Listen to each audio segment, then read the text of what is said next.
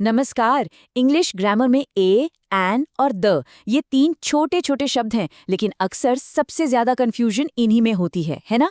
अच्छा, अगर मैं कहूँ कि इन्हें समझने का एक बहुत ही आसान, एक सीक्रेट तरीका है, तो चलिए आज इस कंफ्यूजन को हमेशा के लिए जड़ से खत्म करते हैं। तो सवाल यही है कि कहाँ ए लगेगा, कहाँ एन और कहाँ द। अगर ये सवाल मन में आता है तो ये बहुत आम बात है, हर किसी के साथ होता है। पर अच्छी खबर ये है कि इसका जो नियम है ना, वो बहुत ही सीधा है। चलिए मिलकर इसे समझना शुरू करते हैं। सबसे पहले ये समझते हैं कि आखिर ये आर्टिकल होता क्या है।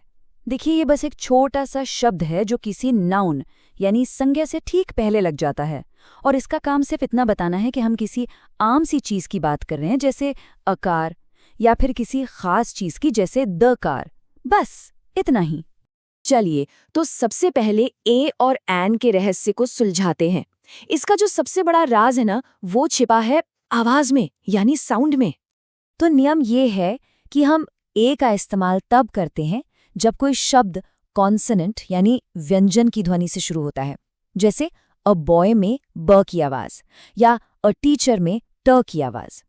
यहाँ सबसे जरूरी बात क्या है कि हम अक्षर नहीं देख रहे हैं, हम उसकी ध्वनि सुन रहे हैं।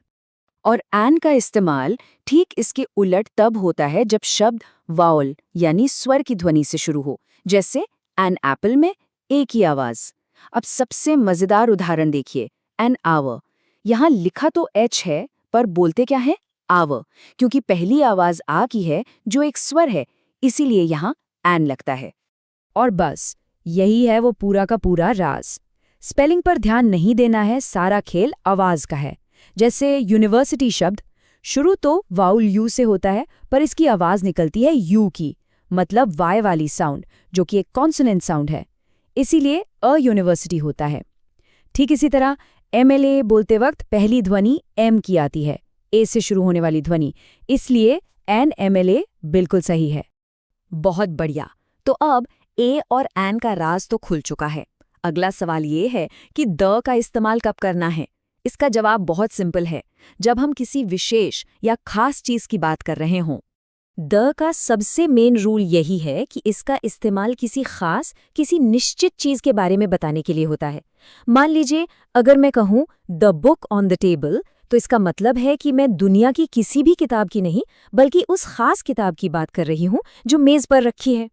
इसके अलावा कुछ ऐसी कैटेगरीज हैं जहां हमेशा हमेशा द ही लगता है, जैसे दुनिया में जो चीजें सिर्फ एक हैं, द सन, द अर्थ। साथ ही नदियों के नाम, महासागरों, पर्वत श्रृंखलाओं, पवित्र ग्रंथों और हाँ, सुपरलेटिव डिग्री जैसे द बेस्ट या द टॉलेस्ट के साथ भी द ही आता है।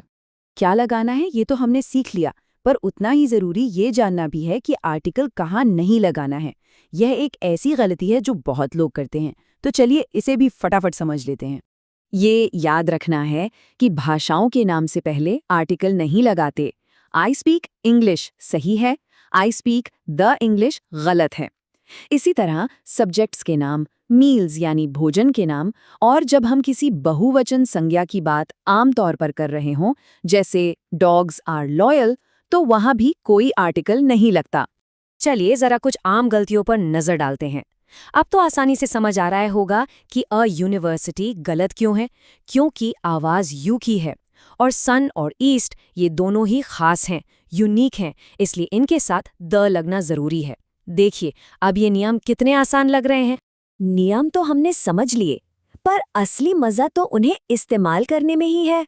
तो सब लोग तैयार हैं? चलिए कुछ सवालों के साथ देखते हैं कि कितना सीखा। अच्छा, टेस्ट से पहले ये रही एक सुपर क्विक ट्रिक, इसको दिमाग में बिठा लीजिए।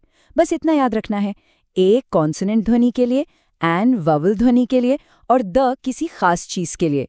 The golden rule is it's all about the sound. पहला सवाल, ही इज डैश इंजीनियर। सोचिए यहाँ क्या आएगा? इंजीनियर। इस शब्द की पहली ध्वनि पर ध्यान देना है।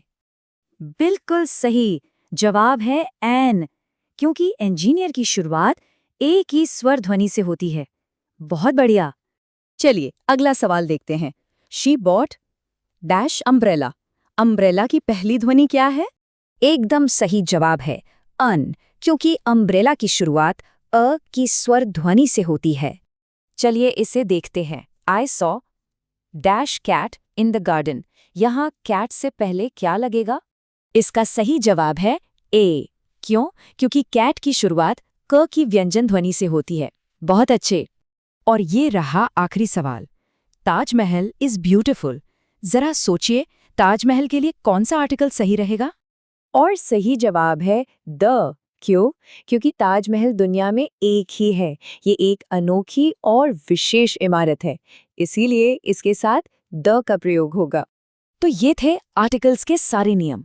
अब ये पता तो चल गए हैं, लेकिन असली महारत तो इन्हें रोज की बातचीत और लिखने में इस्तेमाल करने से ही आएगी। बस अगली बार जब भी कुछ पढ़ें या लिखें तो इन छोटे छोटे शब्दों पर जरा गौर करें। जितनी प्रैक्टिस होगी ये चीज़ उतनी ही आसान होती जाएगी। तो बस सीखते रहना है और प्रैक्टिस करते रहना है।